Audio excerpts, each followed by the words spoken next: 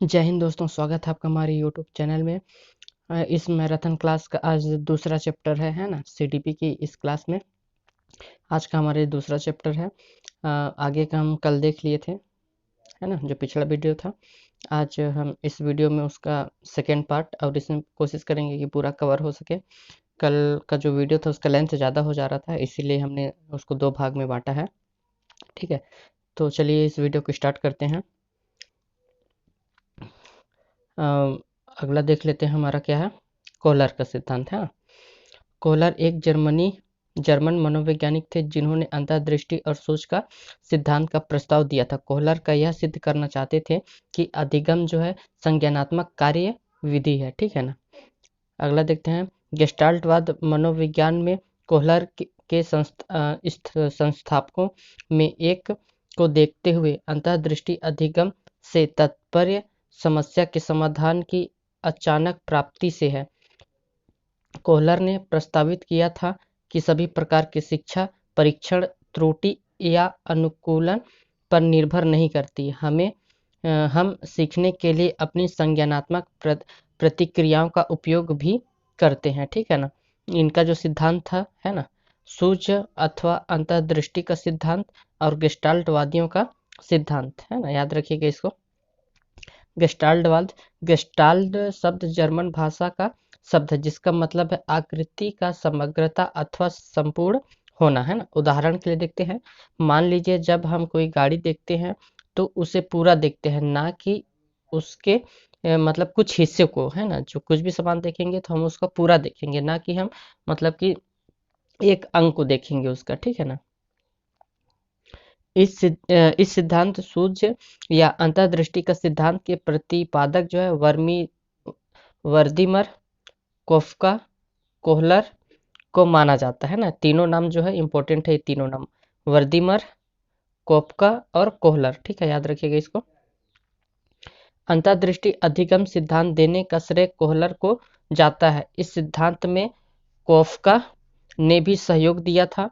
सूझ का सिद्धांत संज्ञानात्मक कार्य पर बल देता है। अगला देखते हैं, किसी समस्या पर अचानक से दिमाग में आया समाधान सूझ द्वारा ही होता है। ठीक है ना। इसे गेस्टाल्ट क्यों सिद्धांत कहा जाता है ना, इसको देख लेते हैं। जो कोहलर का प्रयोग था वो किस पर हुआ था, चिंपैंजी पर हुआ था। याद रखिएगा, कोहलर ने अपना प्रयोग सुल्तान नामक वनमानुष चिंपैंजी पर किया था। इंपॉर्टेंट है ना।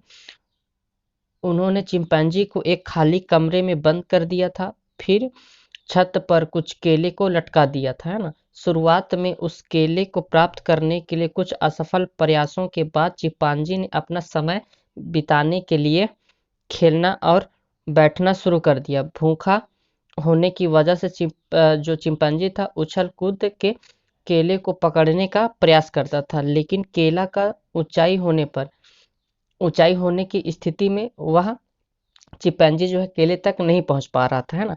फिर कोहलर द्वारा एक छड़ी या डंडी को दी गई। चिंपैंजी की नज़र छड़ी पर गई तो वह केले को तोड़ने का प्रयास किया, फिर से करने लगा, लेकिन जो ऊंचाई है दोबारा ऊंचाई की वजह से नहीं पहुंच पाता था। ठीक है ना। फिर कोहलर ने वहां एक डब्बा रख दिया, फिर चिंपैंजी ने उस डब्बे को देखा और उस पर चढ़कर छड़ी की सहायता से केले को तोड़ने के लिए प्रयोग के अनुसार चिंपैंजी ने जब मानसिक क्रियाओं की, तभी वह डब्बे और छड़ी का इस्तेमाल करके केले को तोड़ पाया। इस प्रयोग से यह निष्कर्ष निकलता है कि जब चिंपैंजी ने केले उतारे तो उसने छड़ी और बॉक्स का समग्र रूप से प्रयोग किया,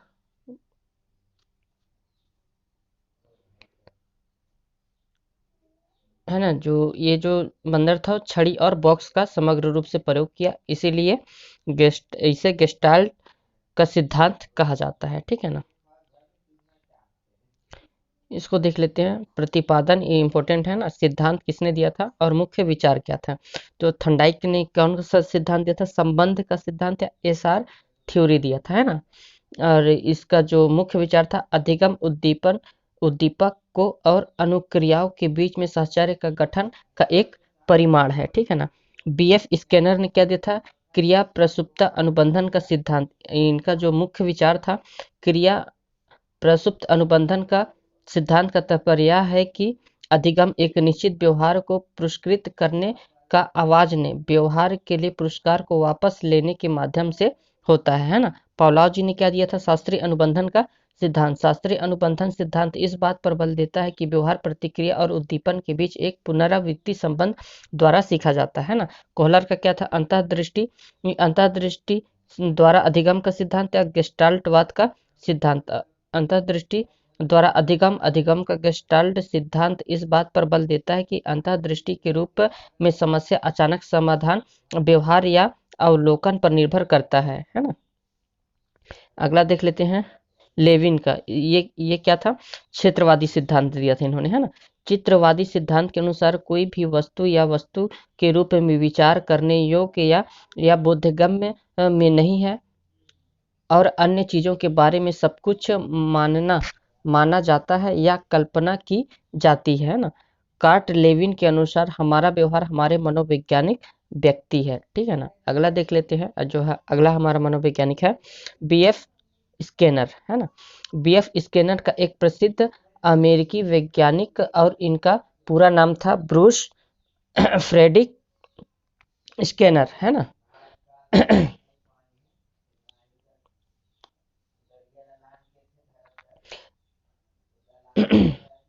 बरहस फ्रेडरिक स्किनर था नाम, ठीक है ना। बीएफ स्किनर ने कहा था कि मनोवैज्ञानिक शिक्षा का सबसे बुनियादी विज्ञान है। बीएफ स्किनर को क्रिया प्रसुप्त अनुबंधन के सिद्धांत को विकसित करने के लिए जाना जाता है, जो कि व्यवहार को बदलने के लिए पुनर्बलन या परिणामों का उपयोग करते हैं, है ना। एक सकारात्मक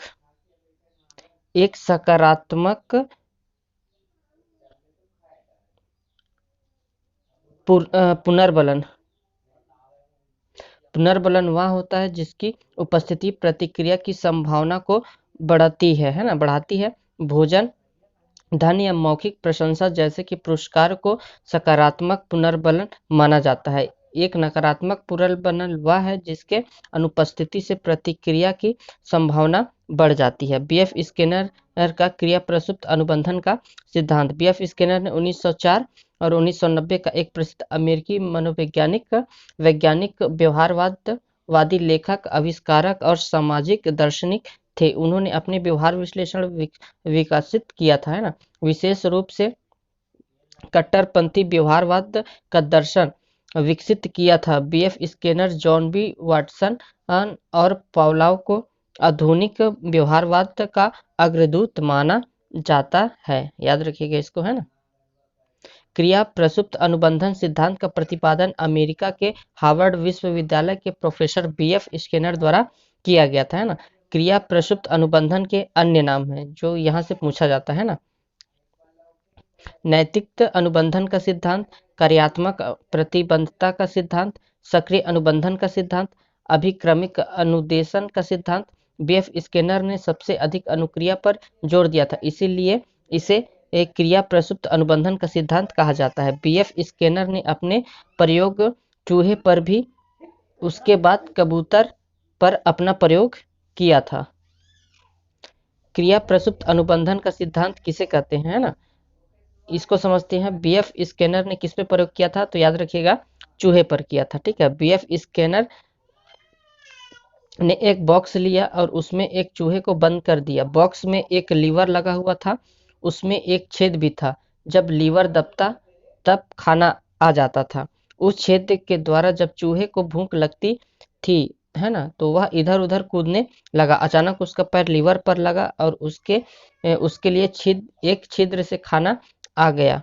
उसके बाद उसने इस क्रिया को दोहराया और खाना दोबारा पा गया, है ना। इससे चूहा जब भी प्रतिक्रिया करता तो उसको खाना मिलता था। इससे ही क्रिया प्रसुप्त का अनुबंधन सिद्धांत कहते हैं, ठीक है ना।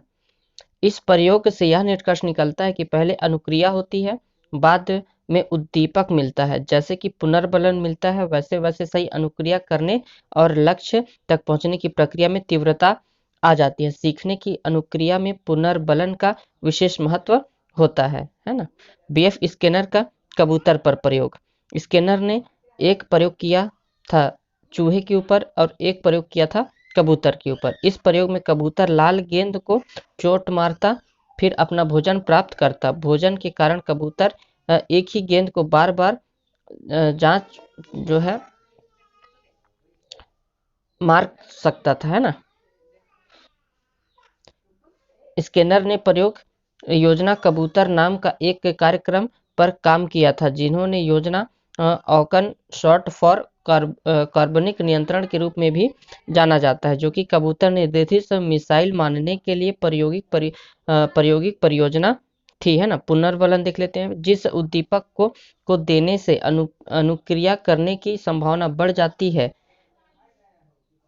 पुनर्बलन कहलाता है। जैसे कि पेपर पास करने पर माता पिता द्वारा बच्चे को कोई उपहार दिया जाता है, साइकिल या फिर मोबाइल, है ना। पुनर्बलन देख लेते हैं। पुनर्बलन दो प्रकार के होते हैं, सकारात्मक पुनर्बलन और नकारात्मक पुनर्बलन, है ना। चूहे ने लीवर को दबाकर भोजन प्राप्त किया, इसे हम सकारात्मक सुदृढ़ीकरण कहेंगे। सकारात्मक पुनर्बलन जैसे कि भोजन, पानी, प्रशंसा, नौकरी आदि। नकारात्मक पुनर्बलन क्या हो जाएगा, यदि पिंजरे में चूहे को हर पल पैरों को बिजली की झटका मिलता है ना, जब चूहा लीवर को दबाता है तो झटका 10 सेकंड के लिए हटा दिया जाता, इससे प्रतिक्रिया की दर बढ़ जाती। इस प्रक्रिया को नकारात्मक सुदृढ़ीकरण कहा जाता है ना। नकारात्मक पुनर्बलन जैसे कि डांटना या मना करना, है ना। यदि व्यक्ति किसी सकारात्मक पुनर्बलन दिया जाता है तो वह क्रिया को दोबारा दोहराता है, और यदि नकारात्मक पुनर्बलन दिया जाता है तो वह क्रिया को दोबारा नहीं दोहराता है, ठीक है। पुनर्बलन अनुसूची दो प्रकार की होती है, सतत पुनर्बलन अनुसूची और आंशिक पुनर्बलन अनुसूची। इसमें सतत में क्या हो जाएगा, इसमें जब जब क्रिया होती है तो पुनर्बलन दिया जाता है, जैसे कि प्रत्येक सवाल हल करने पर बच्चे को तारीफ की जाती है ना। और आंशिक पुनर्बलन क्या हो जाएगा, इसमें हर क्रिया के लिए पुनर्बलन नहीं दिया जाता है, बल्कि कुछ क्रियाओं के लिए दिया जाता है, जैसे कि सभी सवालों की जगह सिर्फ कुछ ही सवालों पर तारीफ करना, है ना। इसमें देख लेते हैं क्रिया प्रसुप्त अनुबंधन। ये क्या है, क्रिया प्रसुप्त अनुबंधन एक अधिगम के प्रतिमान को संदर्भित करता है, जहां पर सही प्रतिक्रियाओं को मजबूत करने के लिए भेदभाव व्यवहारपूर्ण द्वारा जीव को वांछित व्यवहार सिखाया जाता है। व्यवहार का कार्यात्मक विश्लेषण, इसको देख लेते हैं। व्यवहार का कार्यात्मक विश्लेषण एक छोटी इकाई में जटिल व्यवहार का टूटना होता है, और व्यवहार के प्रत्येक इकाई को उसके पूर्व काल और परिणामों से संबंधित करना होता है ना। पुनर्बलन की अनुसूची पुनर्बलन की अनुसूची सही प्रतिक्रियाओं के जवाब दिए गए पुनर्बलन की दर को संदर्भित करता है। सतत पुनर्बलन हर बार सही प्रतिक्रिया होने पर पुनर्बलन देने के लिए संदर्भित करता है ना। अब अगला देख लेते हैं। अगला टॉपिक हमारा नोम चॉम्स्की। ये भी बहुत इंपॉर्टेंट है, नोम चॉम्स्की, है ना। नोम चॉम्स्की एक अमेरिकी प्रसिद्ध मनोवैज्ञानिक थे, जिन्होंने भाषा अर्जन का सिद्धांत प्रस्तावित किया था। उनको आधुनिक भाषा विज्ञान का जनक कहा जाता है। उन्होंने मनोविज्ञान से संबंधित बहुत से विचारों तथा तथ्यों का प्रतिपादन किया था, जिसमें से उनकी भाषा पर की गई टिप्पणी विश्वविख्यात है।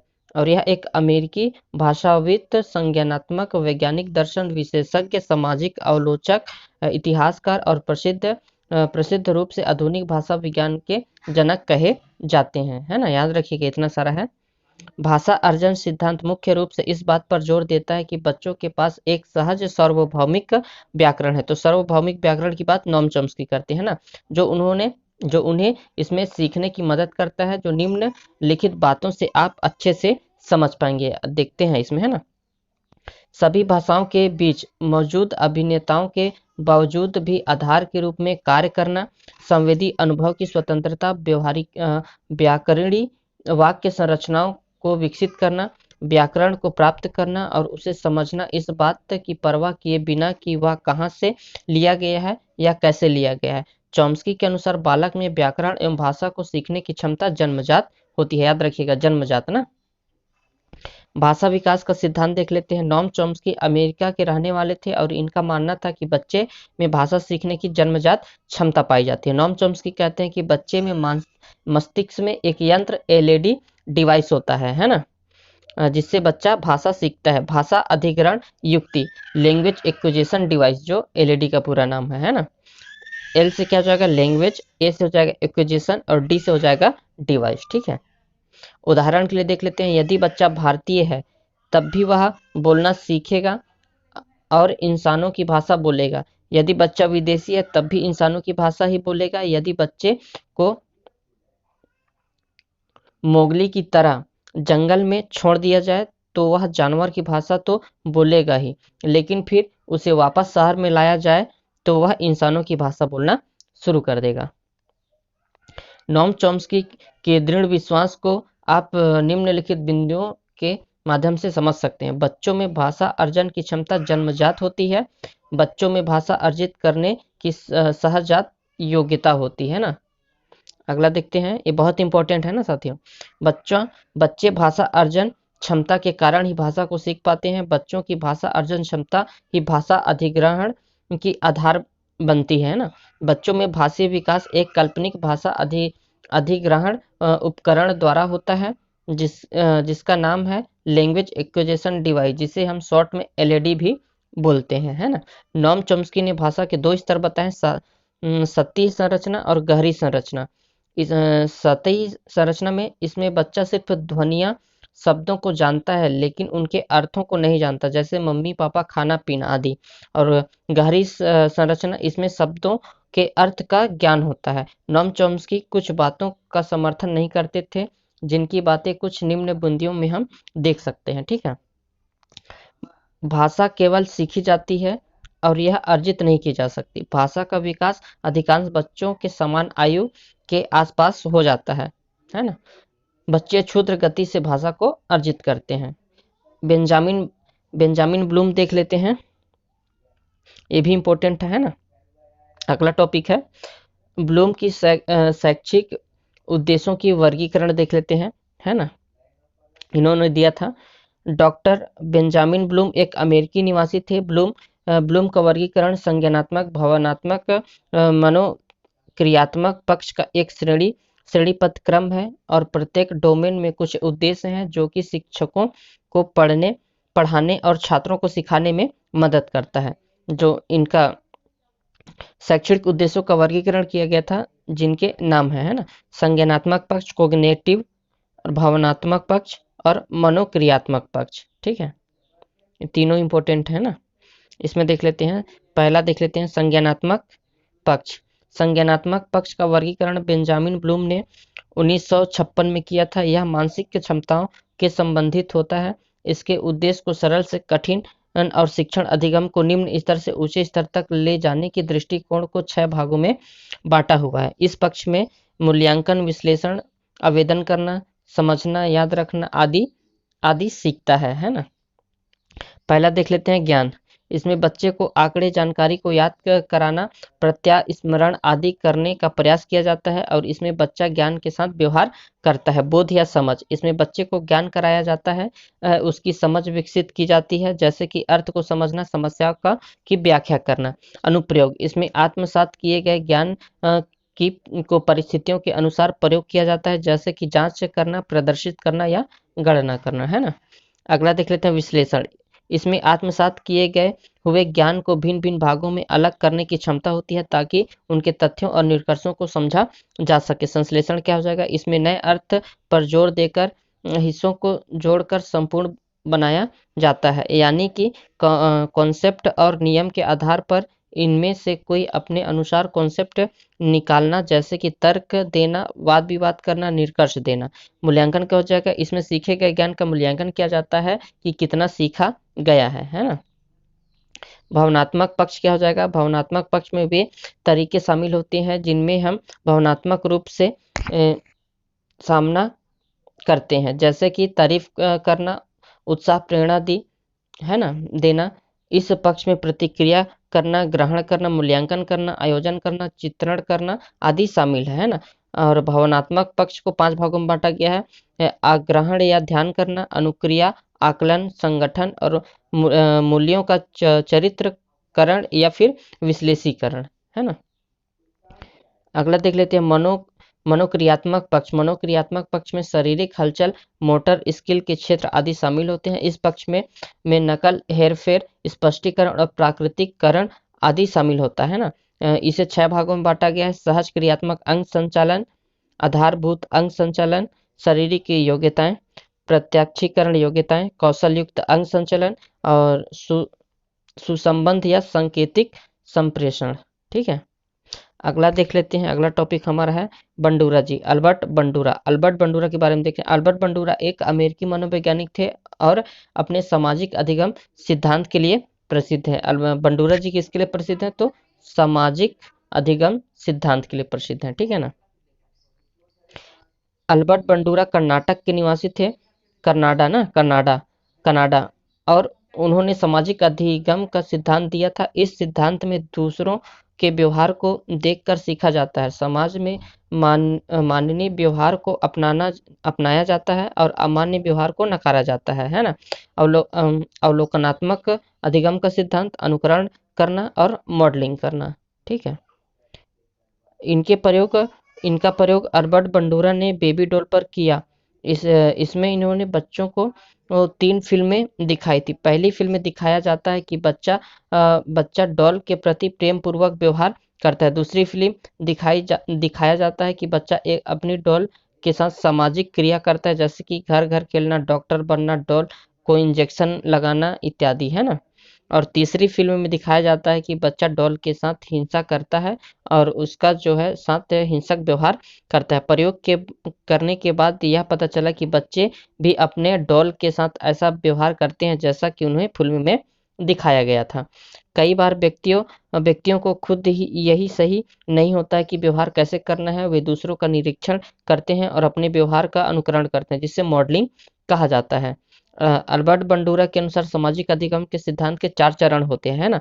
ध्यान, प्रतिधारणा, प्रजनन, अभिप्रेरणा और,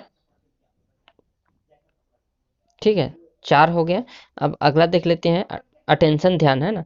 ध्यान क्रम में निरीक्षण करने के लिए मॉडल पर ध्यान देने की प्रक्रिया को संदर्भित करता है ना। रिटेशन, प्रतिधारण बाद में उपयोग के लिए सीखी गई गतिविधियां को वापस बुलाने की प्रक्रिया को संदर्भित करता है ना। प्रजनन क्रिया को करने या पुनः प्रस्तुत करने की प्रक्रिया को संदर्भित करता है। अगला देख लेते हैं, अभिप्रेरणा या मोटिवेशन। अभिप्रेरणा अवलोकन आत्मक अधिगम को डराने के लिए शिक्षार्थियों को प्रेरित करने की प्रक्रिया को संदर्भित करता है ना। और जो ये सिद्धांत था कि सिद्धांत या उस पर मुख्य बिंदु हैं, उसमें कुछ निम्न विचार हैं, है ना। इसको देख लेते हैं। व्यवहारवादी सिद्धांत जेबी वाटसन द्वारा दिया गया था, है ना। उनका मानना यह था कि बाहरी अवलोकन व्यवहार पर केंद्रित होते हैं और यह व्यवहारवाद का सिद्धांत इस बात पर जोर देता है कि पर्यावरण एक व्यक्ति के व्यवहार को आकार देने में मुख्य कारक साबित होता है ना। संज्ञानात्मक विकास का सिद्धांत दीन प्याजे द्वारा दिया गया था और इनका मानना था कि आंतरिक मानसिक प्रक्रिया पर केंद्रित होता है और यह सिद्धांत इस बात पर जोर देता है कि सीखने की एक प्रक्रिया, यानी कि अर्थ निर्माण के लिए अनुभूति है ना।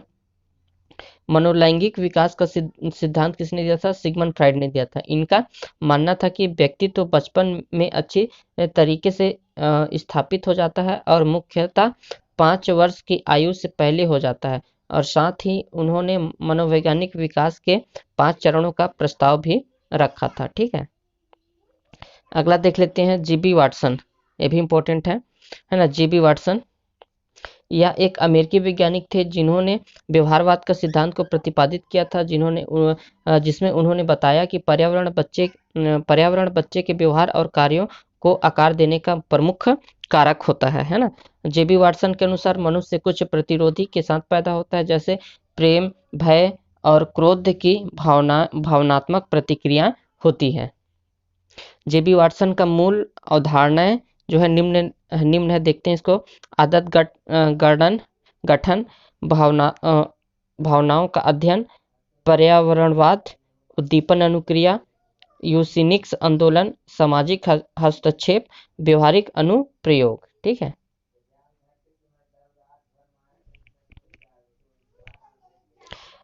जेबी वाटसन ने स्वयं अपने 11 माह के बेटे अल्बर्ट के साथ यह प्रयोग किया था। उसने खेलने के लिए एक खरगोश दिया था और बच्चे को उस खरगोश के नरम नरम बालों पर हाथ फेरना अच्छा लगता था। जेबी वाटसन ने बच्चे को कुछ दिनों तक ऐसा करने दिया, लेकिन कुछ समय बाद वाटसन ने कुछ ऐसा किया कि जब बच्चा खरगोश को छूता था तो जेबी वाटसन एक तरह की डरावनी आवाज को पैदा करने लगा। ऐसा जेबी वाटसन के ने कुछ दिनों तक किया। परिणाम यह हुआ कि डरावनी आवाज के न किए जाने पर भी बच्चे खरगोश को देखने से ही डरने लगा था। इस तरह की अनुक्रिया खरगोश के साथ अनुबंधित हो गई थी और इस अनुबंधन के फलस्वरूप उसने खरगोश से डरना सीख लिया था। प्रयोग को आगे बढ़ाने पर देखा गया कि बच्चा खरगोश से ही नहीं बल्कि ऐसी सभी चीजों से डरने लगा था जिसमें उसे खरगोश के बाल जैसे नमी और कोमलता हो। परिणाम यह हुआ कि उस बच्चे के मन में भय बैठ गया था, लेकिन उसके भय को निकालना भी था। तब उसका इलाज कराया गया और फिर उसे बच्चे के भय को खत्म किया गया। ठीक है, अब नेक्स्ट टॉपिक है, देख लेते हैं अभिवृद्धि और विकास, ग्रोथ और डेवलपमेंट, है ना। जब हमारे शरीर की संरचना या आकार बढ़ना शुरू होता है तो उसे क्या कहते हैं, अभिवृद्धि या वृद्धि कहते हैं ना। वृद्धि बाहरी स्तरीय है ना, ये इंपॉर्टेंट टर्म है, इसको याद रखिएगा। हम वृद्धि को नाप सकते हैं। बच्चे की ऊंचाई, वजन और लंबाई में वृद्धि होती है। वृद्धि कुछ समय के बाद रुक जाती है, जैसे कि लंबाई और चौड़ाई वृद्धि क्रम के अनुसार नहीं चलती, जैसे कि कभी हमारी लंबाई बढ़ जाती है तो कभी हमारा भार बढ़ जाता है। वृद्धि दिशाहीन होती है, जरूरी नहीं है कि वृद्धि एक ही दिशा में हो। वृद्धि का हम मापन कर सकते हैं, जैसे कि अपना वजन और लंबाई को माप सकते हैं। वृद्धि केवल परिमाणात्मक होती है। वृद्धि जीव पर आधारित होती है, क्योंकि हमारे शरीर में बहुत सारी कोशिकाएं होती हैं जो कि शरीर का निर्माण करते हैं। वृद्धि होने से विकास हो भी सकता है और नहीं भी हो सकता है। जैसे कि जब कोई आदमी मोटा हो जाता है तो उसकी भी रहती हो रही है ना, वृद्धि हो रही है, परंतु यह जरूरी नहीं है कि मोटा होने से उसका क्रियात्मक विकास भी बढ़ेगा। ठीक है ना। डेवलपमेंट देख लेते हैं, विकास। जो हमारे मानसिक, संज्ञानात्मक, सामाजिक तथा बौद्धिक पक्ष में परिपक्वता आती है तो उसे विकास कहते हैं। विकास कई सिद्धांत होते हैं, जिसमें एक सिद्धांत का नाम है क्रमिकता का सिद्धांत, है ना। सिफोलोकोडल प्रवृत्ति, ये क्या होता है, यह प्रवृत्ति दर्शाती है कि विकास सिर से पैर की ओर बढ़ता है। यही कारण है कि बच्चा चलने से पहले सिर को नियंत्रित करना सीख लेता है। इंपॉर्टेंट है ना। और समीपस्थ से दूर प्रवृत्ति या प्रोक्सीमोडिक्टल, है ना, यह प्रवृत्ति निकट से दूर की ओर बढ़ती है और केंद्र बिंदु के निकट वाले शरीर के अंगों को विकास सबसे पहले होता है और फिर हाथ पैर का विकास होता है। इसीलिए विकास के पहले चरण में बच्चा छोटी मांसपेशियों के कौशल के बजाय मौलिक मांसपेशियों का अभ्यास करता है। विकास जो एक निरंतर परिवर्तन की एक घटना है, जिसका अवलोकन गुणवत्ता और मात्रा दोनों के संदर्भ में किया जाता है। ठीक है।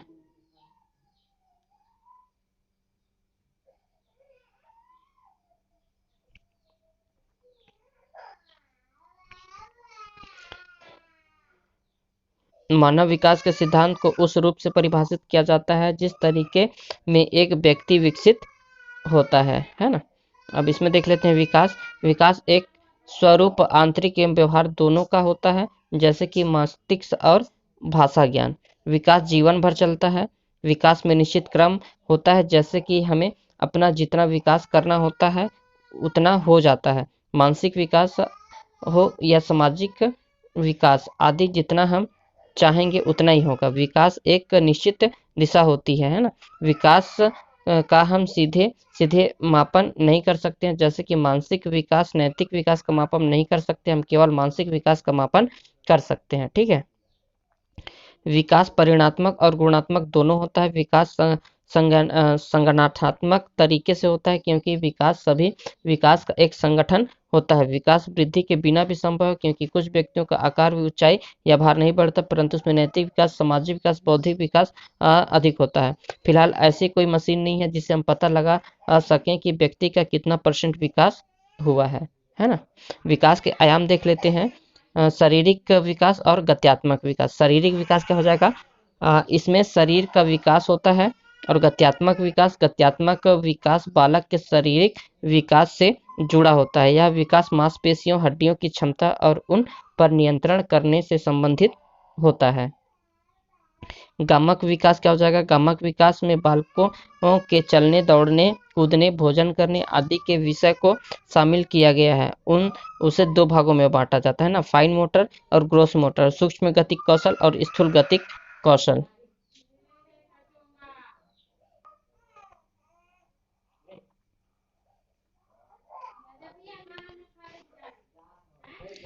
फाइन मोटर स्किल, सूक्ष्म गतिक कौशल, इसमें मांसपेशियों का कम इस्तेमाल होता है, जैसे कि लिखना, रंग भरना, कागज काटना, रोटी बनाना आदि, है ना। ग्रॉस मोटर स्थूल गतिक कौशल, इसमें क्या हो जाएगा? इसमें मांसपेशियों का ज़्यादा इस्तेमाल होता है, जैसे कि तैराकी करना, कूदना, दौड़ना, ठीक है ना।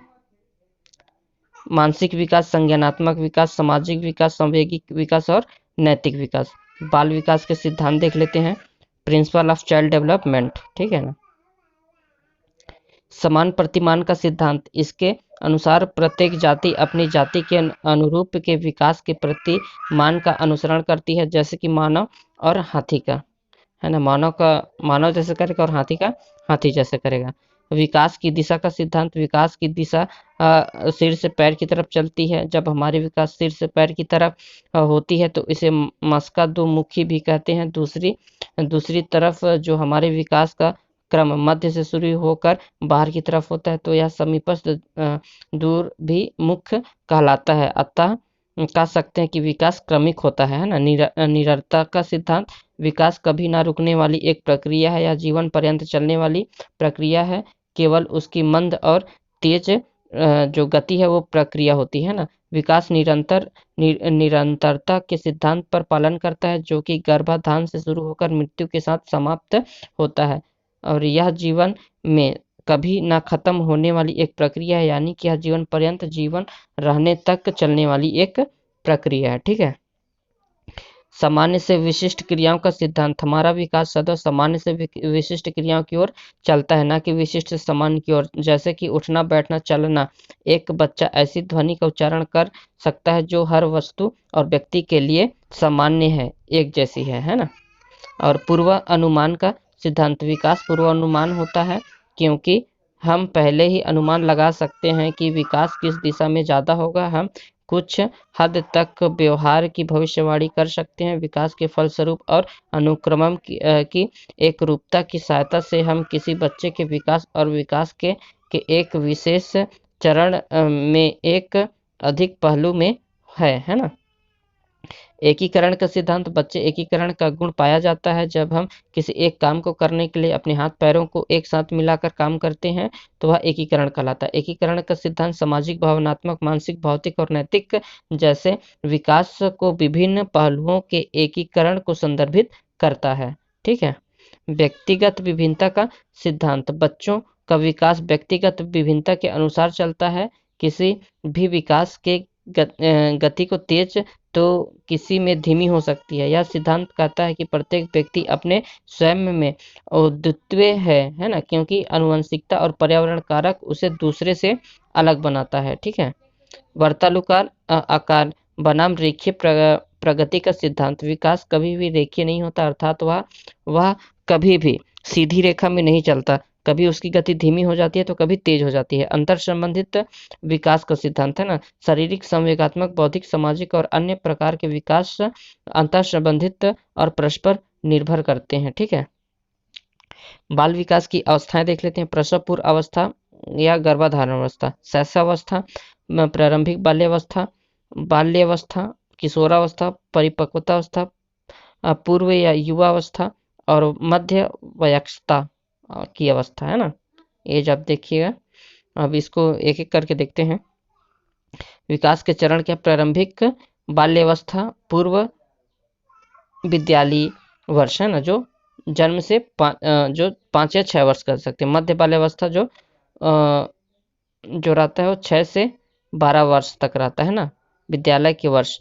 और उत्तर बाल्यावस्था रहता है वो 11 से 14 वर्ष। और किशोरावस्था जो रहता है ये 12 से 18 वर्ष। अब इसमें देख लेते हैं प्रसव पूर्व अवस्था।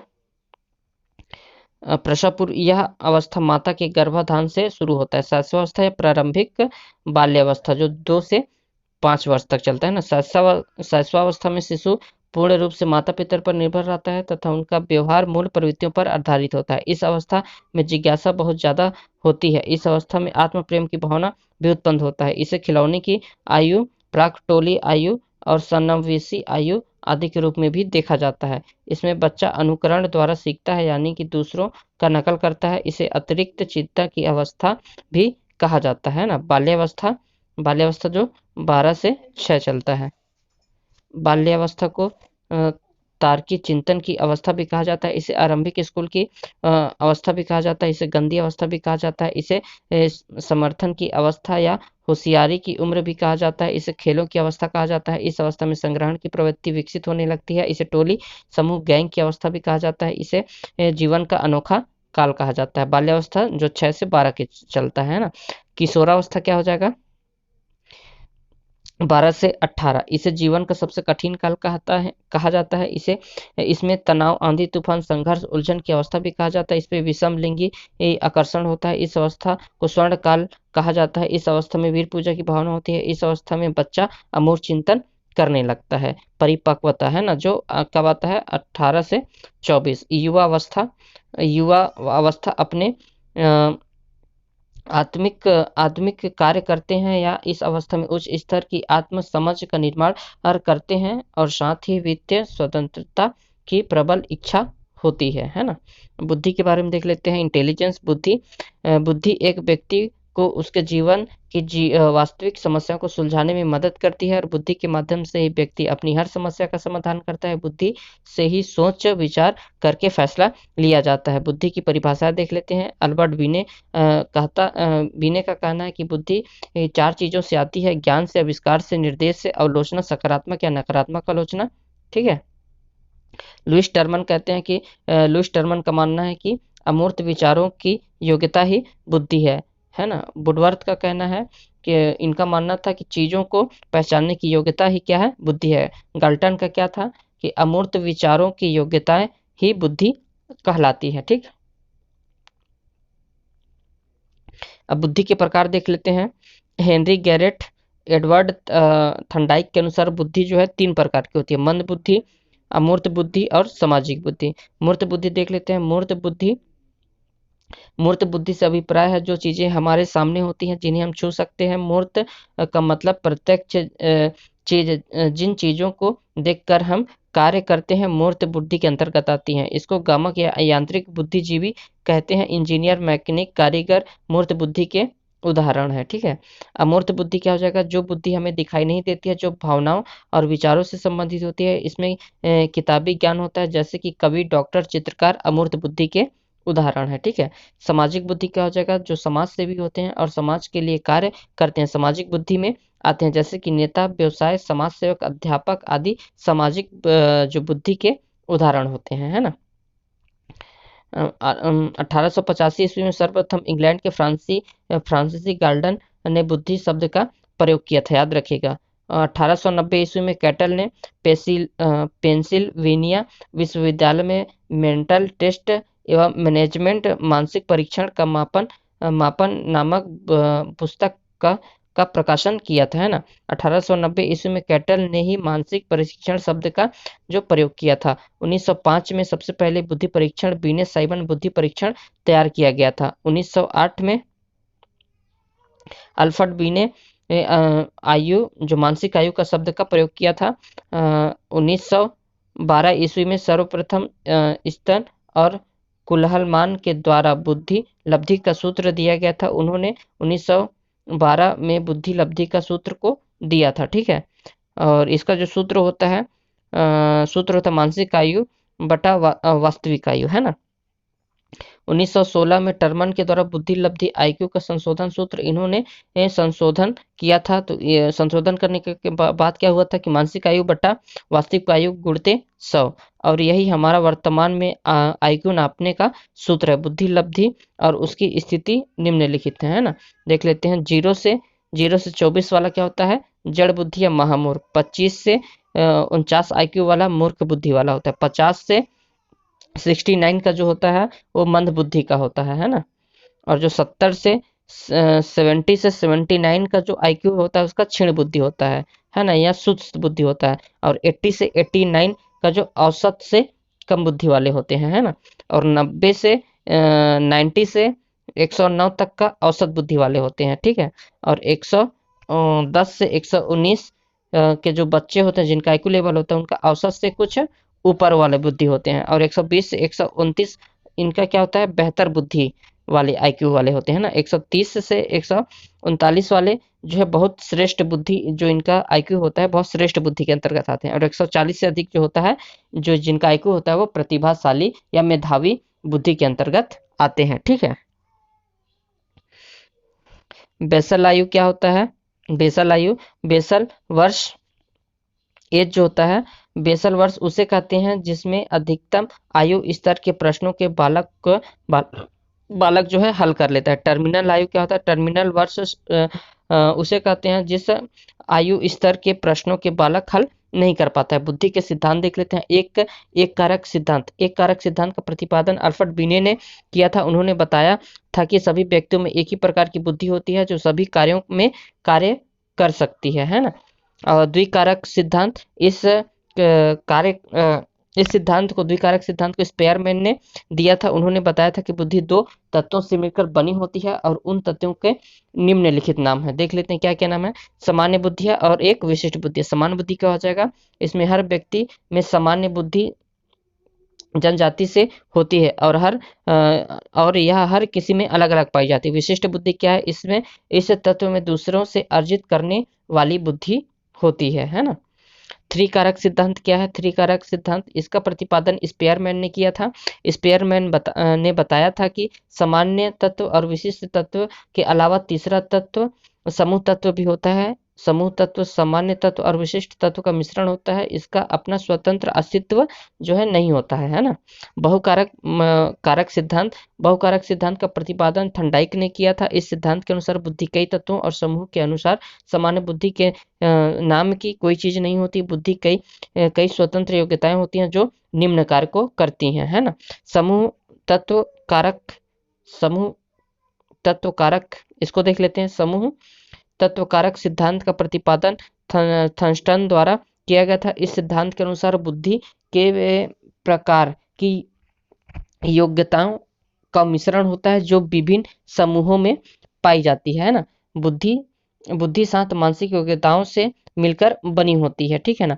प्राथमिक समाज, संज्ञानात्मक योग्यता, प्रत्यक्षीकरण गति, स्थान संबंधित योग्यता, तर्क शक्ति, शब्द प्रवाह और स्मृति, ठीक है। 7 चीजों से मिलकर बनी है।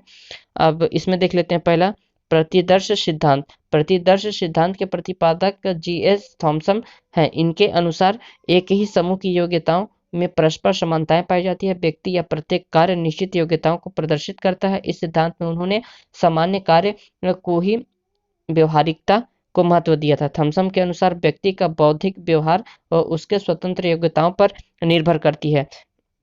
पदानुक्रमिक बुद्धि का सिद्धांत, पदानुक्रमिक बुद्धि का सिद्धांत का प्रतिपादन बर्ट द्वारा किया गया था। इस सिद्धांत में मानसिक योग्यताओं को क्रमिक महत्व प्रदान किया गया था। इसके अनुसार मानसिक योग्यताओं में समानता मानसिक योग्यताओं को सबसे अधिक महत्व दिया गया था और इसे 2 वर्गों में बांटा गया है। देख लेते हैं ना, केएम वर्ग और वीडी वर्ग। केएम वर्ग, इसमें प्रयोगशाला आंतरिक स्थान संबंधित शारीरिक योग्यताओं को शामिल किया जाता है। और वीडी वर्ग, इस वर्ग में मौखिक संस्थाएं संबंधित शैक्षणिक योग्यताओं को शामिल किया जाता है ना। त्रिआयामी सिद्धांत का प्रतिपादन जेबी गिलफोर्ड ने दिया था। इस सिद्धांत को बुद्धि संरचना सिद्धांत भी कहा जाता है। गिलफोर्ड के अनुसार मानसिक योग्यता प्रमुख रूप से 3 तत्वों से निर्मित होती है जिनका नाम निम्नलिखित है। पहला विषय वस्तु, सक्रिय और उत्पादक, है ना, उत्पाद। बुद्धि ए तथा बुद्धि का सिद्धांत। इस सिद्धांत का प्रतिपादन किसने किया था? इस सिद्धांत का जो है सिद्धांत में बुद्धि और वंशानुगत एक पर्यावरण कारकों का प्रतिफल है। वंशानुगत बुद्धि, है ना, का व्यक्ति के जन्मजात गुण है और वातावरण बुद्धि जो है अधिगम अनुभव से है, ठीक है। बेंजामिन ब्लूम का सिद्धांत देख लेते हैं। बेंजामिन ब्लूम इस सिद्धांत के प्रतिपादक हैं। इसके अनुसार बुद्धि नाम की कोई चीज नहीं होती, बुद्धि का अस्तित्व नहीं है होता, बल्कि अधिक महत्वपूर्ण कारक समय है ना। विकास का सिद्धांत देख लेते हैं। इस विकास का सिद्धांत का प्रतिपादन जीन पियाजे ने किया था। जीन पियाजे के अनुसार बुद्धि एक प्रकार का अनुकूल प्रक्रिया है जिसमें जैविक परिपक्वता तथा वातावरण के साथ होने वाली अंतःक्रिया शामिल होती है। इनके अनुसार जैसे जैसे बच्चों में संज्ञानात्मक प्रक्रियाएं का विकास होता है, वैसे वैसे उनका भौतिक विकास भी होता जाता है। ठीक है, पहला देख लेते प्राकृतिक के नियम को समझना, व्याकरण के नियम को समझना और गणित के नियम को समझना, है ना। त्रिचापी या त्रिघटकी सिद्धांत, त्रिचापी सिद्धांत का प्रतिपादन स्टर्नबर्ग ने किया था। इन्होंने उनका प्रतिपादन अपनी प्रसिद्ध पुस्तक बियॉन्ड आईक्यू में किया था और इसे एक महत्वपूर्ण सूचना संसाधन सिद्धांत माना गया था। स्टर्नबर्ग के अनुसार बुद्धि विभिन्न प्रकार के मूल कौशल घटकों में बांटी जाती है। प्रत्येक घटक के आधार पर व्यक्ति को कुछ विशेष सूचना ही मिलती है जिसको वह संसाधित करता है, उनके गुण अवगुण की परख करता है और समस्या का समाधान करता है ना। रॉबर्ट स्टर्नबर्ग ने बुद्धि को 3 भागों में बांटा था, अनुभवात्मक बुद्धि, घटकीय बुद्धि और संदर्भात्मक बुद्धि, है ना। इसके जो है जो रॉबर्ट स्टर्नबर्ग थे इन्होंने इनका 5 सिद्धांत दिया था। ठीक है, कूट संकेत यह उपलब्ध सूचनाओं को मस्तिष्क में सेट करता है और उनकी पहचान करता है। अनुमान प्राप्त सूचनाओं के आधार पर अनुमान लगाया जाता है ना। अगला है व्यवस्था, पुरानी स्थितियों और वर्तमान स्थिति में संबंध को स्थापित करता है। उपयोग, जो संबंध स्थापित किया है उसका वास्तविक उपयोग करना। और अनुक्रिया, संभावित समस्या का सबसे उत्तम उपाय खोजना। ठीक है, हार्वर्ड गार्डनर का देख लेते हैं। हार्वर्ड गार्डनर का बहुबुद्धि सिद्धांत, हार्वर्ड गार्डनर ने 1983 में बहुबुद्धि का सिद्धांत दिया था उन्होंने 7 तरह की बुद्धि के बारे में बताया था। इसके अनुसार बुद्धि कोई तत्व नहीं है बल्कि अलग अलग प्रकार की भूमि है, अस्तित्व होता है ना। प्रत्येक बुद्धि एक दूसरे से स्वतंत्र रहकर अपना कार्य करती है। ठीक है, तो पहला देख लेते हैं शाब्दिक भाषी बुद्धि। इसके माध्यम से शब्दों और भाषा का ज्ञान होता है। जिन व्यक्तियों में इसका विकास अधिक होता है वह वकील, कवि या पत्रकार बन जाते हैं। तार्किक गणितीय बुद्धि, इसमें तार्किक योग्यताएं, गणित की समस्या का समाधान अधिक होता है। जिन व्यक्तियों में इनका विकास अधिक होता है वह बैंकर, साइंटिस्ट, अकाउंटिंग आदि बन जाते हैं। स्थानिक बुद्धि, यह बुद्धि जगह, आंतरिक मानसिक कल्पनाओं से संबंधित होती है। जिन व्यक्तियों में इनका विकास अधिक होता है वह मूर्तिकार, चित्रकार, आर्किटेक्चर आदि जो है बन जाते हैं। ठीक है, और शारीरिक गतिक बुद्धि, शरीर की गति देने वाली बुद्धि, जिन व्यक्तियों में इनका विकास अधिक होता है वह अभिनेता, अभिनेत्री या डांसर, एथलीटर, खिलाड़ी बन जाते हैं, है ना। संगीत आध्यात्मक बुद्धि, इस बुद्धि के अंतर्गत संगीत की बुद्धि अधिक होती है। जिन व्यक्तियों में इनका विकास अधिक होता है तो वह सिंगर या कलाकार बन जाते हैं, है ना। और इंटरपर्सनल अंतः वैयक्तिक, इसके द्वारा व्यक्ति दूसरे व्यक्ति के साथ कैसे इंटरेक्ट किया जाए यह पता चलता है। जिन व्यक्तियों में इसका विकास अधिक होता है वह सामाजिक कार्यकर्ता या नेता बन जाता है ना। और अंतः वैयक्तिक बुद्धि, इसके द्वारा खुद के साथ इंटरेक्ट किया जाता है। जिन व्यक्तियों में इनका विकास अधिक होता है वे आध्यात्मिक गुरु बन जाते हैं, है ना। प्राकृतिकवाद बुद्धि, इसमें क्या होता है, इस बुद्धि के व्यक्ति प्राकृतिक के नजदीक होते हैं। जिन व्यक्तियों में इनका विकास अधिक होता है वह किसान बन जाते हैं ना। अस्तित्ववादी बुद्धि, इस बुद्धि के व्यक्ति हर चीज में अस्तित्व के बारे में सोचते हैं, जैसे कि इस दुनिया में क्यों आए हैं, भगवान कौन है, हम इस धरती पर क्या कर रहे हैं। जिन व्यक्तियों के अंतर विकास अधिक होता है वह साधु या फिलोसोफर बन जाते हैं, है ना।